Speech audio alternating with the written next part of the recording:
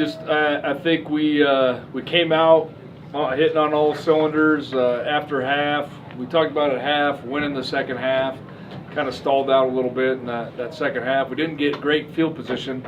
Start the second half, the first three possessions, whatever. But we had some issues at tackle a little bit. But I don't think that was the reason. And after in the course of a game, after so many possessions, you're not going to score every single time in terms of that. So we just needed to get going, and Hagen Graves, the pup, made a great play. Justin stood in there and threw it, and Hagen kind of got us going after that.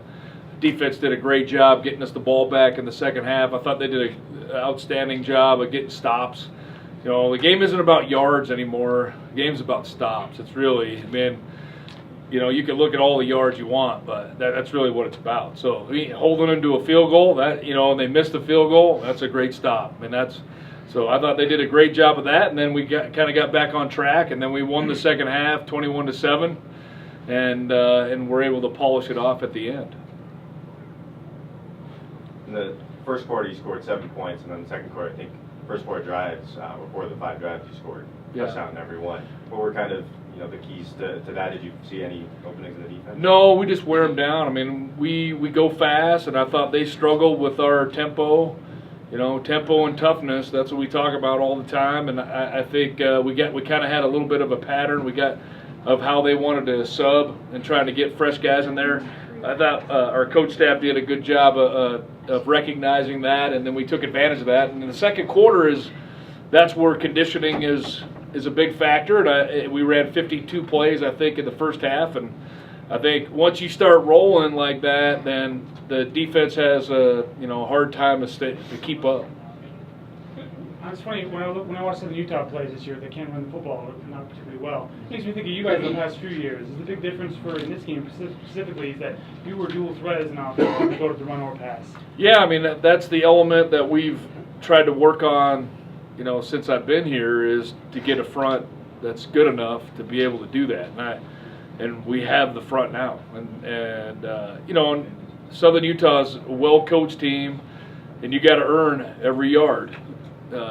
On defense. They still do a good job of gap control and all that stuff. Their backers play, extremely well. They tackle well. So you got to earn all the yards against these guys. But I like the toughness of our front. And we gave up a couple sacks, and we'll go back and look at the video and all that stuff. But our O-line is the key for us being better. We've always been able to throw for 300 yards. Right? In 3 years, we've always been able to do that. But to be able to put it all together, play action, run game, they got to play all of it. And now we're reaping the rewards of that. Hagen Graves plays third position this season. How hard is it to move from position to position? And I would think for a freshman in particular. It's extremely hard for a freshman, but he has no problem. And I think our coaches do a great job of getting guys ready. So, Hagen's maturity allows him to be able to play wherever we put him. And,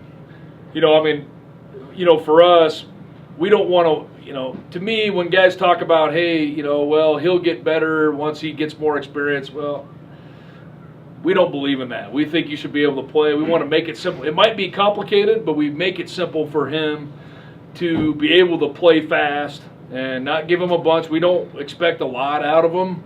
But, he's done a great job of handling it. He's a very mature guy in terms of that. So, and he's got his older brother's been here. They understand the game, and he's done a great job. But our coaches do a great job of getting those guys ready. That's really the key.